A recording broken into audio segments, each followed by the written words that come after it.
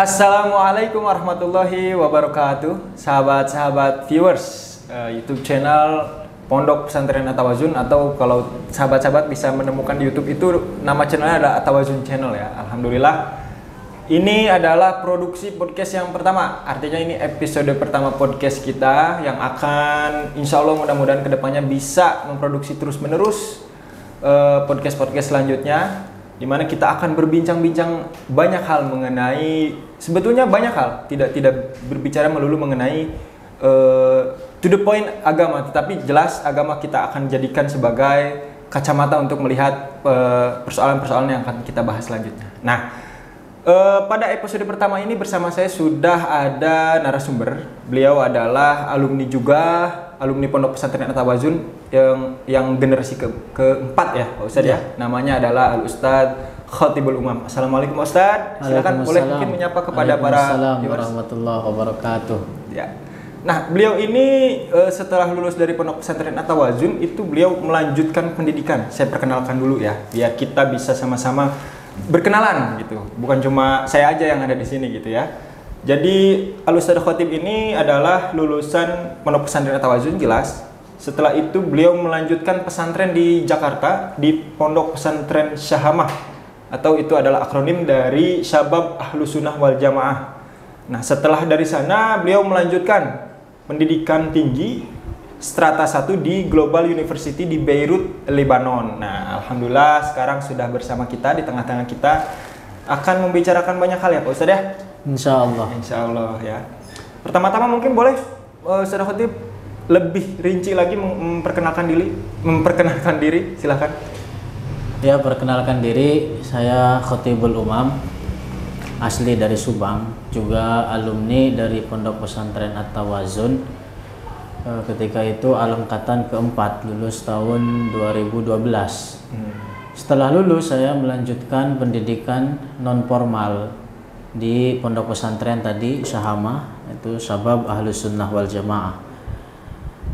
Di sana mondok sekitar 3 tahunan kurang lebih, kemudian 2016 lanjut ke jenjang S1 di Global University atau Al-Jami'ah Al-Alamiyah di Beirut, Lebanon. Jurusan waktu itu? Jurusan ketika itu Al-Adab wal Ulum Al-Insaniyah, kalau bahasa kitanya sastra Arab dengan humaniora. Arab dan humaniora, wah luar biasa ya. Baik sahabat, jelas tadi kita sudah lihat dari latar belakang pendidikannya. Kalau di At-Tawazun ini kan dari secara nama saja sudah kita bisa tebak ya, Tawazun ini jelas menjunjung atau mengambil prinsip Islam moderat, betul ya Pak Tib? Islam moderat. Apalagi di pesantren selanjutnya pasca At-Tawazun juga Pak Ustadz Khatib ini melanjutkan di Syabab Ahlus Sunnah wal Jamaah. Jadi ketersambungan Islam yang moderat ini Ustadz Khatib sudah tidak perlu dipertanyakan lagi. Nah, itu sebetulnya banyak yang kita akan bahas, tapi pertama-tama coba kita mulai dari yang fundamental dulu, yang dasar dulu. Ya, sebetulnya yang kita akan berangkat yang juga menjadi biar viewers ini bisa tahu semuanya Pak Ustadz, podcast ini itu sebetulnya berjenis kelamin apa ya gitu ya kira-kira. Ya. Nah, gini Ustadz, banyak fenomena kita bisa lihat di media sosial ya, pasca kelahiran media sosial itu kan Islam atau penganutnya sebetulnya ya itu cenderung mudah untuk membeda-bedakan orang. Kalau sudah membeda-bedakan orang ini hasilnya jadi menyalah-nyalahkan orang gitu ya. Nah, sebetulnya ini kan firasat saya atau asumsi saya, ini bagian dari cara pandang berdakwah. Kalau kita lihat dakwah itu kan, kalau melihat kemungkaran kita tidak boleh diam ya. Ya. Ya gitu ya. Tapi prinsip Islam moderat itu kan adalah Islam yang tengah-tengah. Nah, tengah-tengah ini berarti tidak harus diam ketika melihat kemungkaran atau bagaimana? Jadi begini, dengan adanya media sosial memang hal itu adalah sesuatu yang tidak bisa terbendung lagi. Bisa dikatakan ini sebagai suatu kemajuan di dalam teknologi, tapi di balik itu semua juga sudah tidak bisa kita dapati adanya sekat Artinya semua pendapat, semua aliran, semua golongan itu tercurahkan di dalam internet. Kalau saya katakan atau bisa dibilang bahasa kasarnya, makanya dunia internet itu laksana tong sampah. Tong sampah. Artinya bagaimana? Bahwa segala sesuatu terdapat di dalamnya. Ada yang baik, ada yang buruk. Ada golongan yang selamat, ada juga golongan yang sesat. Nah, lantas apa yang dituntut dari masing-masing individu dari kita adalah memiliki pegangan. Ya, betul. Memiliki pegangan, memiliki mizan, timbangan. Bagaimana kita bisa mengetahui ini adalah sesuatu yang benar, ini adalah sesuatu yang salah? Tentu itu semua adalah kita dapat dengan ilmu agama. Ilmu agamalah yang menjadi koridor, yang menjadi tolak ukur kita di dalam bermedia sosial. Jangan sampai kita seperti lalat, hinggap di sesuatu yang kotor, tapi jadilah seperti madu, hinggap di tidak hinggap kecuali di dalam sesuatu yang manis. Ya.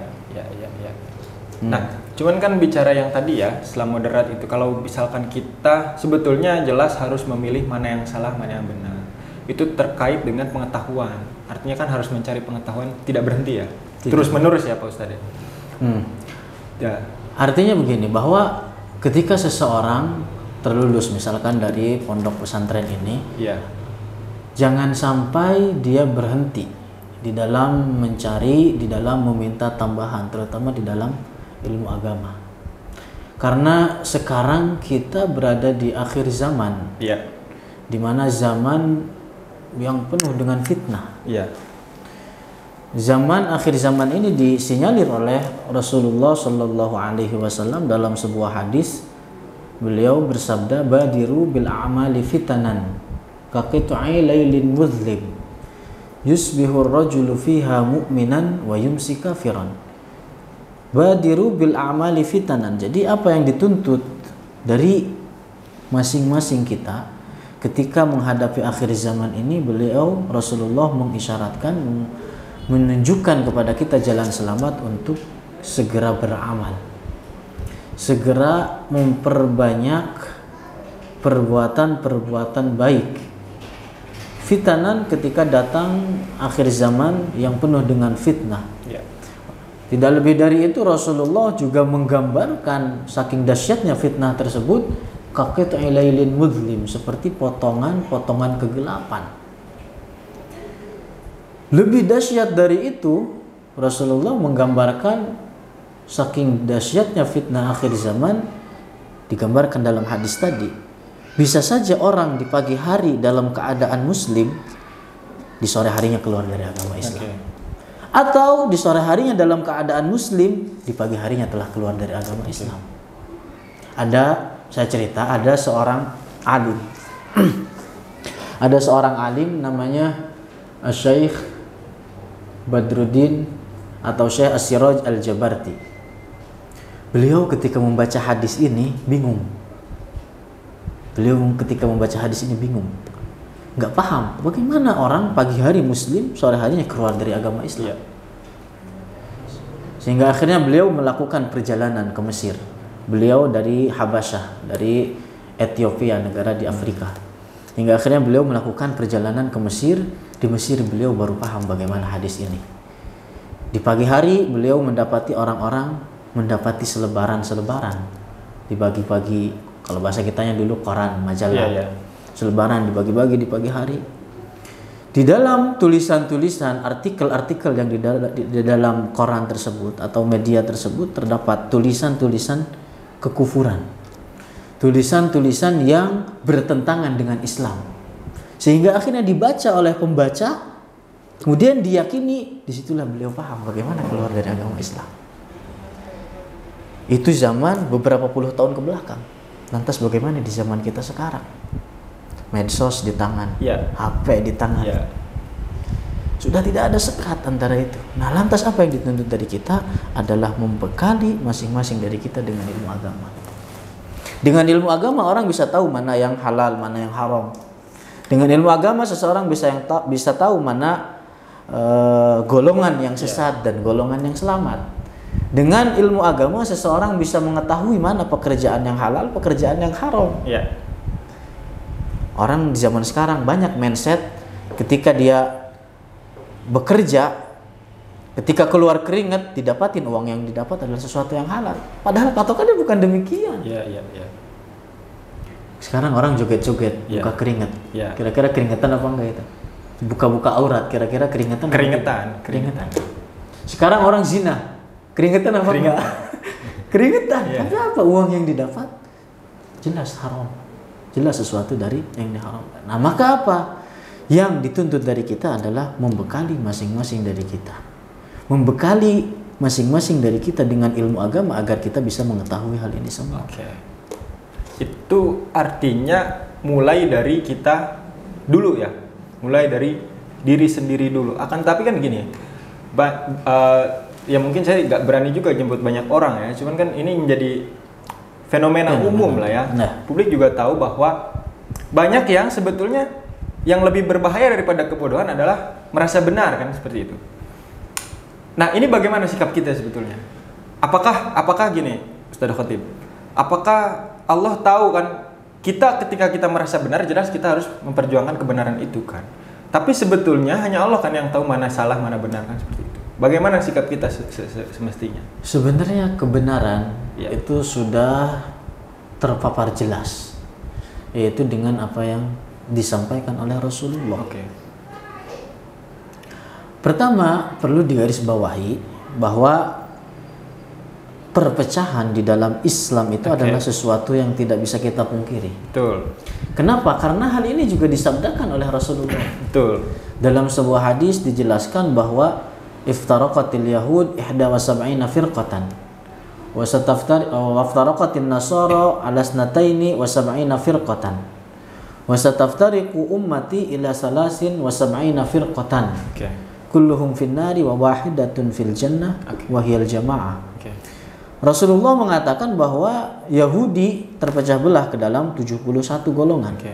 Orang-orang Nasrani terpecah belah ke dalam 72 golongan. Kemudian umatku, kata Rasulullah, juga akan terpecah ke dalam 73 golongan. 73 golongan.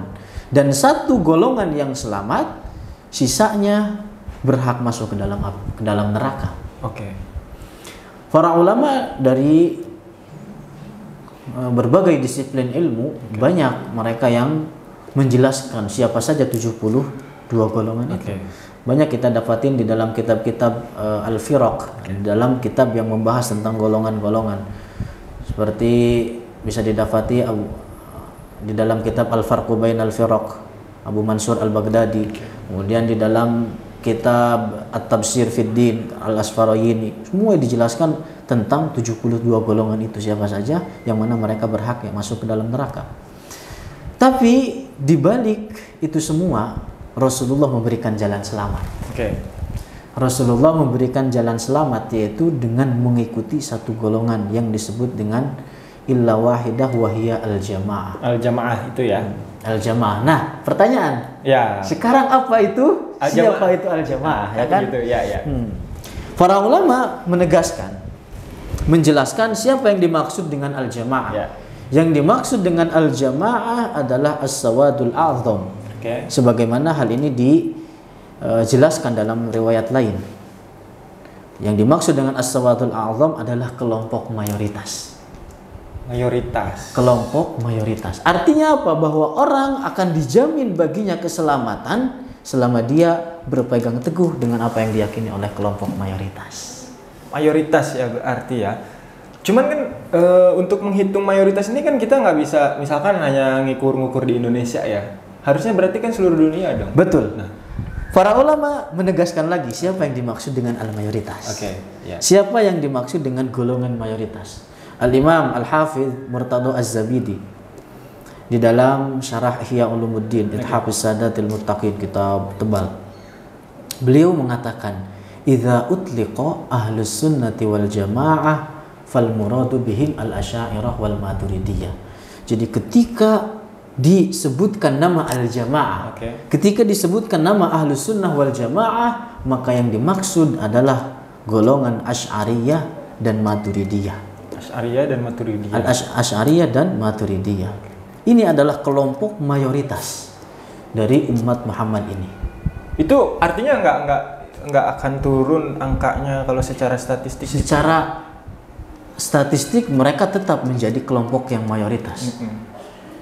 Dari antar generasi, dari zaman ke zaman antar generasi, nama Ahlus Sunnah wal Jamaah artinya kelompok mayoritas umat Muhammad ini disandang oleh golongan Asy'ariyah dan Maturidiyah, nisbat kepada Abul Hasan al-Asy'ari dan Al-Imam Abu Mansur al-Maturidi. Lalu bagaimana ketika gitu ya, kalau kita mengacu kepada referensi tersebut, ketika golongan lain yang tidak tampak ciri-ciri Al-Maturidiyah dan Al-Asy'ariyah ya, itu juga mengaku bahwa mereka adalah Al-Jamaah. Gimana itu Pak Ustadz? Artinya kan gini Pak Ustadz, mohon maaf. Artinya gini, mungkin orang-orang awam yang termasuk seperti saya kan kita nggak bisa ngitung ya. Kita harus mengacu juga kepada lembaga modern saat ini kan yang menghitung kepercayaan masyarakat, jumlah penganutnya itu kan justru dari kebanyakan kan dari lembaga-lembaga yang juga berbeda-beda angkanya gitu ya. Kalau kita kemudian mengacu kepada dalil tadi, bisa jadi nggak golongan lain punya juga seperti itu legitimasi bahwa kita adalah Al-Jamaah misalkan. Nah yang berbahaya kan seperti orang seperti saya nya, oh yang jamaah ternyata ini, akhirnya mengikutilah. Kembali bahwa tadi kelompok mayoritas itu disandang oleh golongan Asy'ariyah dan Maturidiyah. Ini yang dituturkan oleh para ulama pertama. Kemudian selanjutnya bahwa klaim Al-Jamaah diklaim oleh Asy'ariyah dan Maturidiyah itu bukan isapan jempol belaka. Dituturkan dengan dalil-dalil, dituturkan dengan bukti-bukti, dituturkan dengan bukti-bukti bahwa suatu ketika firman Allah Subhanahu wa taala turun ayat di dalam surat Al-Maidah.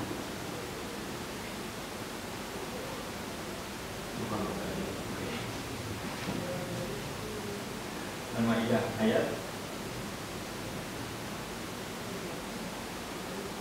Nah, ketika turun firman Allah Ta'ala surat Al-Maidah, ya ayyuhalladzina amanu may yartadda minkum an dinihi fasawfa ya'tillahu biqaumin yuhibbuhum wa yuhibbunahu adillatin 'alal mu'minina 'izzatin 'alal kafirin yujahiduna fi sabilillahi wa la yakhafuna lawmata la'im. Wahai orang-orang yang beriman, barang siapa yang murtad keluar dari agama Islam di antara kalian, maka Allah akan mendatangkan suatu kaum yang mana kaum ini Allah mencintai mereka dan mereka mencintai terhadap Allah. Mereka apa? Adillatin 'alal mu'minin. Mereka bersikap lemah lembut, melemah terhadap orang-orang mukmin. Sesama orang-orang mukmin mereka melemah. Tapi apa mencari? Akan tetapi apa? Izzatin 'alal kafirin. Mereka bersikap keras terhadap orang-orang kafir. Mereka berjihad tidak takut sama sekali dengan omongan-omongan di belakang, dengan cacian-cacian mereka yang mencaci. Ketika turun ayat ini pada Rasulullah mengisyaratkan bahwa yang dimaksud dengan kaum ini adalah kaum muhajir, sambil mengisyaratkan kepada Abu Musa al-Asy'ari, sahabat mulia Abu Musa al-Asy'ari, yang mana Abu Musa al-Asy'ari ini adalah merupakan kakek dari Abu Hasan al-Asy'ari yang dinisbatkan kepadanya golongan Asy'ariyah. Para ulama menegaskan bahwa ketika dikatakan kaum fulan, kaum Nabi fulan misalkan, bahwa yang dimaksud adalah para pengikut. Selain para keturunan, juga dimaksud di dalamnya adalah juga masuk ke dalamnya para pengikut. Nah, jadi yang dimaksud dengan ayat ini mencakup di dalamnya Abu Musa al-Asy'ari dan Abu Hasan al-Asy'ari yang merupakan keturunannya juga kita sebagai pengikut Asy'ariyah ini. Karena bahwa yang dimaksud dengan ayat ini juga masuk di dalamnya adalah kaum Abu Musa al-Asy'ari. Oke. Satu lagi bahwa ada ketika dikatakan sabda Rasulullah, la tuftahanna al-Qistintiniyah fala ni'mal amiru amiruha wala ni'mal jaisyu dzalikal jais, bahwa suatu saat Konstantinopel atau Istanbul sekarang itu akan jatuh ke tangan umat Islam. Ya. Yang mana sebaik-baiknya pemimpin perang adalah mereka yang berhasil menaklukkan Konstantinopel, dan sebaik-baiknya pasukan perang adalah mereka yang berhasil menaklukkan Konstantinopel. Nah, ketika Rasulullah mengucapkan sabda ini, para sahabat banyak yang berusaha untuk mendapatkan kabar gembira ini. Sehingga ada sahabat namanya Abu Ayyub al-Ansari. Beliau udah sepuh ketika itu posisinya. Beliau saking memiliki giroh yang tinggi terhadap sabda Rasulullah tadi sebagai untuk mendapatkan kabar gembira tadi, pergi ke Turki sekarang untuk berusaha untuk membebaskan Konstantinopel. Tapi apa yang terjadi? Beliau meninggal di tengah jalan. Kuburannya ada di perbatasan Turki di sana. Saya pernah menziarahinya ketika itu, Abu Ayyub al-Ansari. Nah, akan tetapi apa? Setelah sekitar 700 atau 800 tahun dari disabdakan hadis ini, Sultan Muhammad Al-Fatih lah yang berhasil menaklukkan Konstantinopel. Nah, beliau secara keyakinan Maturidiyah. Rasulullah tidak akan pernah memuji seorang yang keyakinannya rusak. Rasulullah tidak akan pernah memuji seseorang yang secara akidahnya rusak. Makalah di sini bahwa kelompok mayoritas yang dijamin keselamatannya oleh Rasulullah disandang oleh kelompok Asy'ariyah dan Maturidiyah ini. Cuman yang jadi masalah zaman sekarang terutama banyak sekali golongan-golongan gitu kan. Yang mana hal ini juga membuat bingung sebagian orang awam yang tidak memiliki arah. Yaitu jalannya tadi, satu adalah mempelajari ilmu Ahlus Sunnah wal Jamaah. Dari orang yang siqah terpercaya, itulah jalan keselamatan. Para ulama mengatakan bahwa ilmu Ahlus Sunnah adalah kuncinya surga. Kenapa? Karena golongan di zaman sekarang itu sudah tidak terbendung lagi. Kalau orang tadi tidak memiliki pegangan bisa kesana kesini dan merasa dirinya sebagai golongan yang benar. Baik, Ustadz.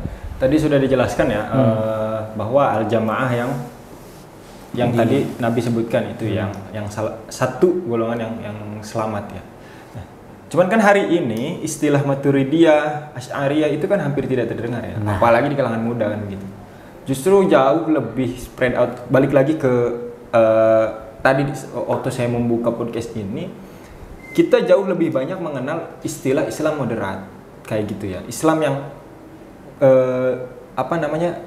wacananya lebih banyak difahami sebagai Islam yang tengah-tengah, yang tidak ke sana, yang tidak ke kanan, yang tidak ke kiri, yang tidak adalah golongan yang toleran seperti itu ya. Nah, pandangan Ustadz sendiri gimana? Sementara dari yang saya dengar dari pemaparan tadi adalah kita harus memilih berpihak bergolongan kemana seperti itu. Satu jawaban singkat, jelas, padat. Ketika kita berbicara tentang siapa itu Islam, apa itu Islam yang moderat, apa yang dituturkan oleh Al-Imam Abu Ja'far At-Tahawi, seorang ulama salaf hidup 300 pertama Hijriah. Salaf adalah mereka yang hidup di 300 tahun pertama Hijriah, bukan golongan yang sekarang mengatasnamakan diri dengan sebutan Salafi. Bukan itu. Salaf adalah mereka yang hidup di 300 tahun pertama Hijriah. Nah, Al-Imam Abu Ja'far At-Tahawi ini punya satu kitab, satu risalah, dinamakan dengan Risalah Ahlus Sunnah wal Jamaah, atau lebih dikenal dengan namanya Al-Aqidah At-Tahawiyah. Akidah ini menuturkan di dalamnya tentang keyakinan Ahlus Sunnah wal Jamaah, yang mana kitab ini sudah diterima oleh lintas generasi dari abad ke abad terus sampai kita sekarang. Beliau menuturkan tentang apa itu Islam moderat. Beliau menuturkan al-Islamu bainal ghuluwi wa taqsir. Oke. Wa bainat tashbihi wa ta'til. Wa bainal jabri wal qadar wa bainal amni wal iyas. Oke. Apa itu Islam? Islam adalah garis tengah. Garis tengah di antara ghulu dengan taksir. Apa itu ghulu? Ghulu adalah melampaui batas di dalam beragama. Oke, ya. Contohnya adalah seperti mereka yang mengatakan bahwa Rasulullah mengetahui apa yang Allah ketahui. Itu adalah ghulu. Oh, itu termasuk. Termasuk. Oke. Ghulu, contoh ghulu. Taksir adalah tidak sampai kepada batasan yang diperintahkan di dalam agama. Jalan tengahnya itu Islam moderat. Tidak berlebih-lebihan, juga tidak sampai kepada batasan yang dituturkan oleh syariat. Jalan tengahnya itulah Islam yang moderat. Wa bainat tashbih wa ta'til. Juga Islam itu di antara garis tengah di antara keyakinan tashbih dengan keyakinan ta'til. Artinya apa tashbih? Keyakinan tashbih adalah bukan muslim, bukan Islam, dan juga ta'til juga bukan Islam. Oke. Apa itu tasbih? Adalah tasbih keyakinan menyerupakan Allah dengan makhluknya. Mensifati Allah dengan sifat-sifat makhluk. Keyakinan tasbih bukan Islam. Ta'til, ateis, menafikan Allah atau sifat-sifatnya juga bukan Islam. Jalan tengah itulah Islam. Jalan tengah di antara keyakinan tasbih menyerupakan Allah dengan makhluknya, juga bukan keyakinan ta'til, menafikan Allah dengan dan sifat-sifatnya. Wa bainal jabri wal qadar, juga bukan keyakinan jabriyah, bukan keyakinan qadariyah. Wa bainal amni wal iyas, juga jalan tengah di antara al-aman wal iyas. Sebenarnya golongan di zaman sekarang yang mengaku-ngaku atau mereka yang merasa dirinya benar sendiri itu tidak terlepas dari golongan yang tadi disebutkan. Oke. Tidak terlepas dari golongan yang tadi disebutkan. Ada mereka golongan hidup di zaman sekarang, yang bergerak di zaman sekarang termasuk golongan musyabbihah. Ada yang golongan di zaman sekarang mereka mu'attilah, artinya mereka yang orang-orang ateis. Ada juga golongan yang di zaman sekarang kembali menghidupkan keyakinan-keyakinan jabriyah dengan qadariyah. Oke. Nah itu. Berarti moderat itu batas tengahnya itu adalah berlebihan dan tidak sama sekali gitu ya. Iya, jalan tengah di antara berlebihan dan tidak sampai kepada apa yang telah ditentukan. Oke. Artinya bukan tidak berprinsip, bukan tidak memilih ya. Bukan tidak memilih. Bukan tidak memilih. Itu yang disebut dengan moderat menurut Ustaz Khatib ya. Oke. Nah, artinya kalau kemudian saat ini juga kita bisa melihat ada bahkan pemuka agama yang seperti moderat, maksudnya ya menyebut bahwa dirinya moderat dan juga memang Islam moderat disebutnya, tetapi justru tidak sama sekali memilih gitu. Ya, bahkan sampai bercampur dengan kelompok-kelompok lain. Kalau saya mengikuti alur pembicaraan daripada Ustaz Khatib tadi. Jadi Islam moderat itu sudah jelas. Oke. Tidak abu-abu. Ya. Tidak mencampurkan antara satu golongan dengan golongan. Oke. Tidak mencomot sana sini. Oke. Tapi adalah jalan lurus yang telah tadi disebutkan. Oke. Nah, itulah yang menjadi keyakinan kita selaku kelompok mayoritas yang dijamin keselamatannya oleh Rasulullah. Para viewers, kalau kita dengarkan pemaparan daripada Ustaz Khatib tadi, itu Ustaz Khatib menyebutkan bahwa kita harus memilih gitu ya, dan tadi juga sudah ada rekomendasi dari para alim ulama yang sudah disebutkan dalil-dalilnya, ciri-ciri apa yang harus kita pilih itu ya Pak Ustadz ya. Nah, tapi kalau kita tarik lebih rendah lagi, lebih membumi lagi kepada konteks Indonesia yang multikultural, yang banyak sekali bukan hanya di dalam Islam bahkan ya golongannya, tapi sangat banyak sekali, bahkan ada penghayat kepercayaan yang kalau Indonesia ini kan mengkategorisasikan 5 agama ya, bahkan ini ada yang ke-6, yang ke-7, yang ke-8 dan selanjutnya. Sikap kita ini sebagai bangsa Indonesia nih, bukan hanya sebagai umat Islam. Bagaimana kan kalau kita jelas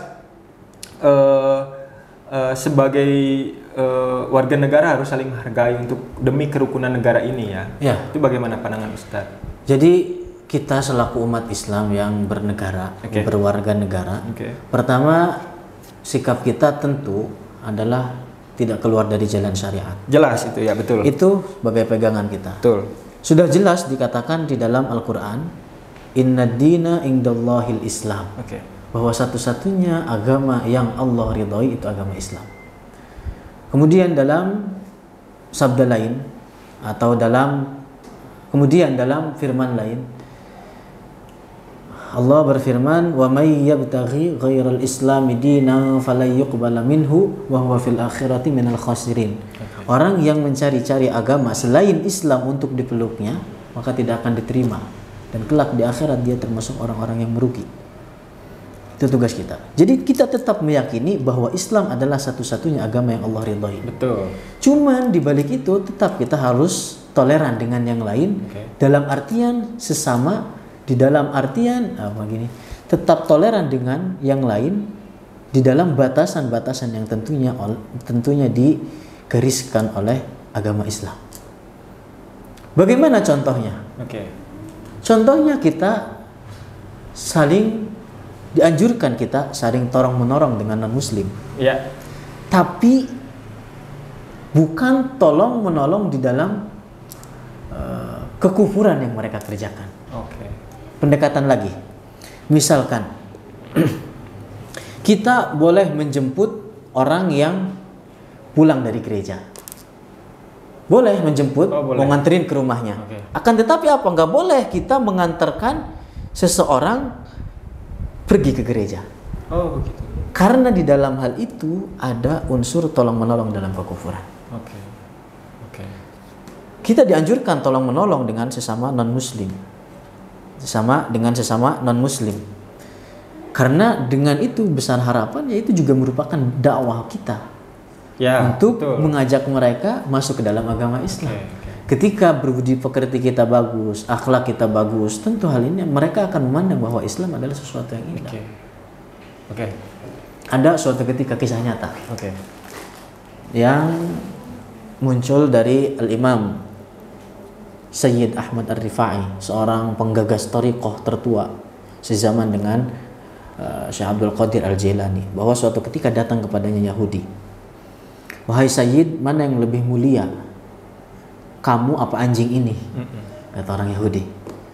Dijawab oleh itu, kalau Mas Fahri ditanya begitu, kira-kira ngamuk apa enggak ya? Mungkin banyak orang lebih banyak tersinggung. Tapi Imam Ahmad Ar-Rifai apa yang terjadi? Beliau mengatakan, kalau seandainya saya selamat di atas sirat, dari menyembangi sirat di akhirat kelak, kalau seandainya saya yang selamat masuk bisa melewati sirat, maka sayalah yang lebih mulia daripada anjing itu. Sontak Yahudi tersebut terkagum dengan jawaban Ahmad Ar-Rifai, Imam Ahmad Ar-Rifai, sehingga akhirnya beliau langsung masuk, atau Yahudi tersebut berhasil atau langsung masuk ke dalam agama Islam.